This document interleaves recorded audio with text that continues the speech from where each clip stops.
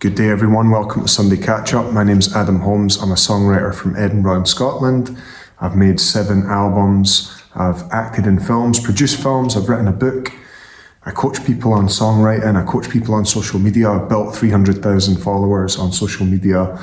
I've won awards for my music and been on the TV, been on the radio, done thousands of concerts.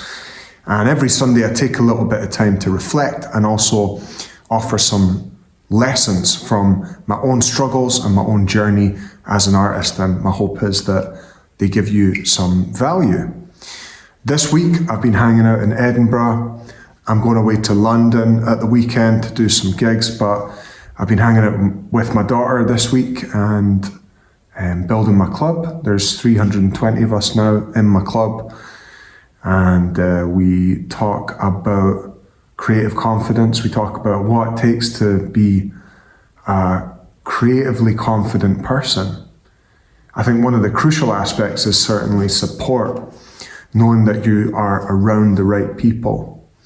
And that's what I'm creating in the club. That's what we have in the club. So if you want to join us in the club, click the link in the top comment or click the link in the description and come and join us in the club.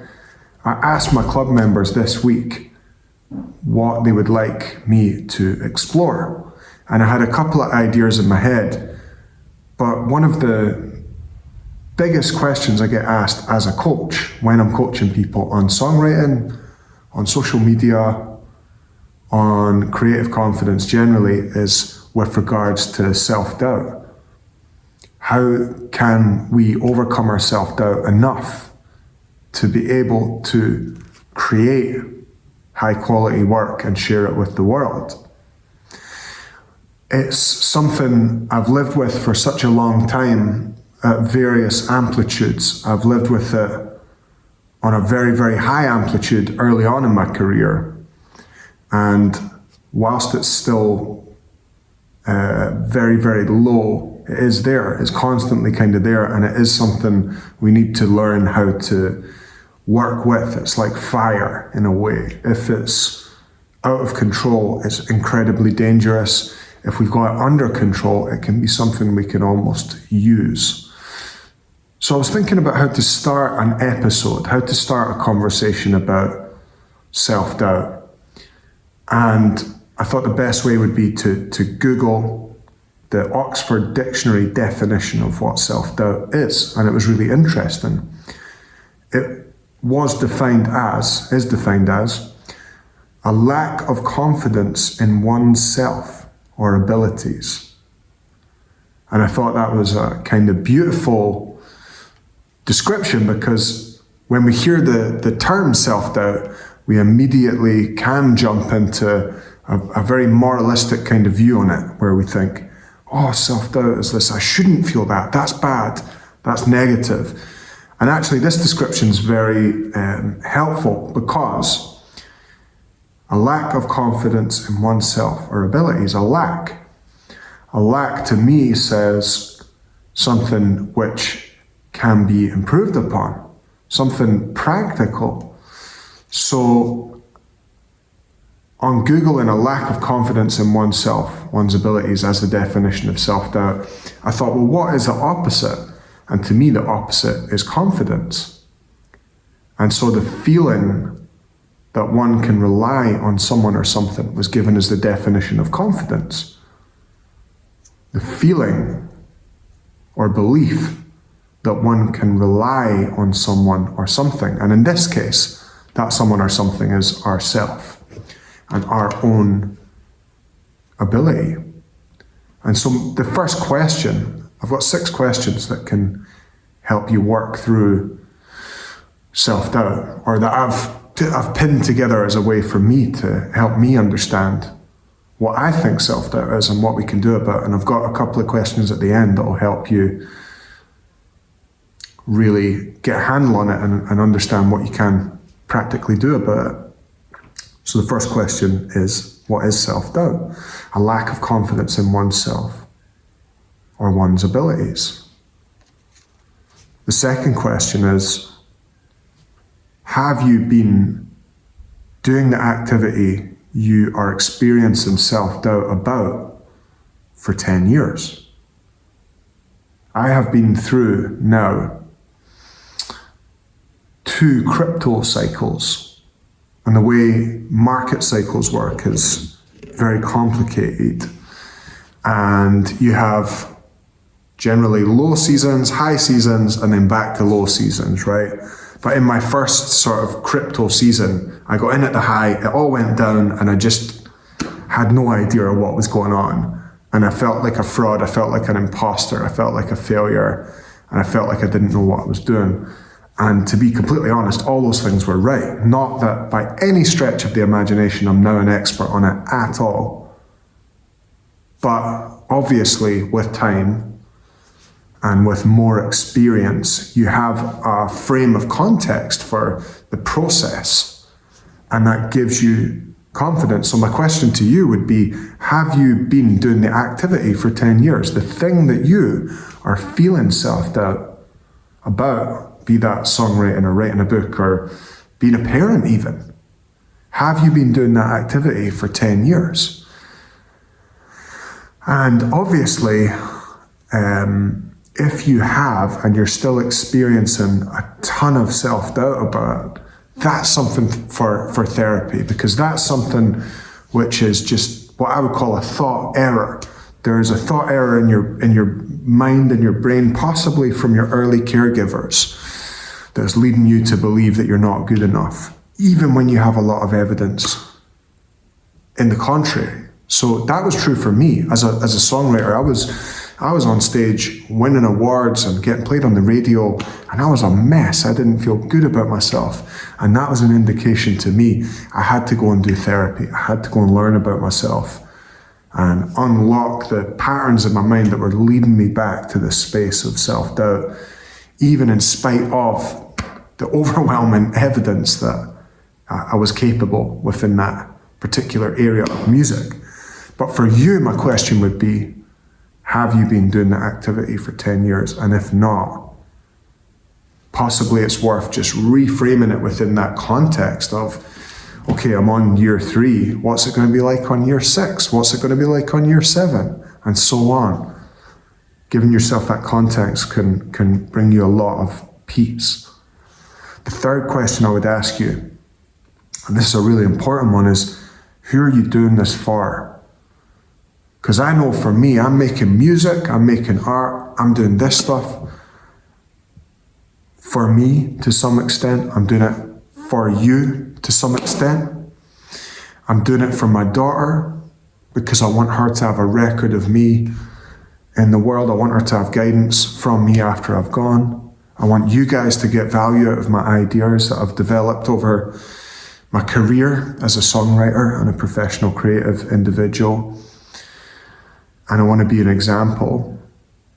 And but point being, who am I doing this for? Not the approval. I'm not doing this for some approval from someone. I'm not doing this to receive love, because I know that my capacity to be loved is not connected to this activity. So when I ask myself, who am I doing this for? When I walk out on the stage, get in front of the camera, sit down to write a song, who am I doing it for? That question helps me kind of cut out the noise and just focus on what really matters. The fourth question related to self-doubt is, who could benefit from my example? Or in your case, who could benefit from your example? This gives me a lot of confidence, this question, because as I sit here right now as a man in front of this camera and I share these ideas, am I perfect? Am I a professor? Am I the best? Am I more qualified than anyone else to talk about self-doubt? No. Am I a professional creative that's done a lot of stuff? Yes. Imperfectly and sometimes inconsistently, and it's been at times volatile, but across 10 years, have I done a lot of creative stuff and released it and been successful at? Yes. So, do I know a little bit about self-doubt and how to manage it? Most definitely. So, when I think Who could benefit from my example? It helps me cut through that self-doubt, cut through that noise of, oh, I'm not qualified, I'm not good enough, to that doesn't matter, but who can I help? You're maybe out there, maybe you just get one little nugget out of this and it makes your life better. So maybe that benefits you. Maybe my friend who wants to do a podcast and has a story about needing a microphone and doesn't have a mic will know that I did this just on my phone today because it's what I had in the 30 minutes I had before a day of childcare. So it helps me think who would benefit from my example. Maybe my daughter consistently see me show up to do this every single day. Maybe that will help her. Maybe my example will help her. And if I don't follow the thing in my heart, who am I robbing of my example in the world? So who could benefit from my example? That helps me. That helps me process self-doubt. Number 5, who do I need to eliminate? Let's be honest, self-doubt is always going to be there. One time I was sitting on a train and there was a bunch of guys on this train. I was going from Edinburgh to Inverness. There was a bunch of guys on this train and they were all drinking and they were making loads of noise and being rowdy. And it was annoying. I would rather not have been on the train with them, okay? But I had to go from Edinburgh to Inverness. And I had to get there and I was committed to getting there. And I was not going to just get off the train because they were annoying and not go to Inverness. When I start any creative project, even this right now, anything, the self-doubt kicks in and it wears on. And I think it's just part of having a human brain that was designed to live in a completely different environment, but it's just always going to be there. And what you need to do is learn that it's those guys on the train and you still go where you're going and it's there and you accept it. That said, you don't need anyone extra who's super negative in your life, who's enhancing your self-doubt because you're already fighting this guy. It's you versus you. You look in the mirror, that's your best friend. You look in the mirror, that could be your worst enemy. So what you don't need is people around you telling you it can't be done, telling you you're silly for trying, telling you anything remotely negative about what you're doing. Your circle needs to be sharp. Iron sharpens iron. Metal sharpens metal. Stay around people who focus on what matters, who support you, who believe it's possible, who are fighting their doubt. Be around people who are fighting their doubt as well. And if you see someone that you love and you care about and they're not, pull them up on it. I don't let anyone around me use disempowering language or generalizations. I'm very disciplined about that. Even Rosa, if I hear her say, Dad, you always, Rosa? Or sometimes, you know? You have to be vigilant and you have to eliminate those who are not on the path of fighting their own self-doubt. Because if you go on the artistic creative path, you need to be surrounded by people who are using the fire of their own self-doubt in a positive way. And they know how to deal with it, or at the very least, they're trying. You need people around you who are trying. 6th question and final question in this short conversation about self-doubt. Would you try and change the weather? Yesterday it was snowing in Edinburgh.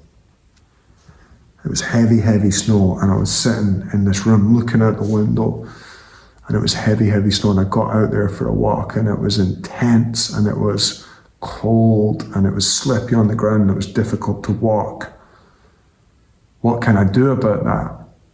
Do I stop walking? Do I just stay in the house and hide? Or do I go and build a memory that I'll have in 10, 15 years of walking around in the snow and slipping around on the ice and experiencing it and not trying to change it and not changing my day because of it. But you need to start looking at your emotional states as weather, internal weather, and it comes and it goes. And you need to focus more on your values, more on, am I moving towards the things that are meaningful to me, than, is this the right weather?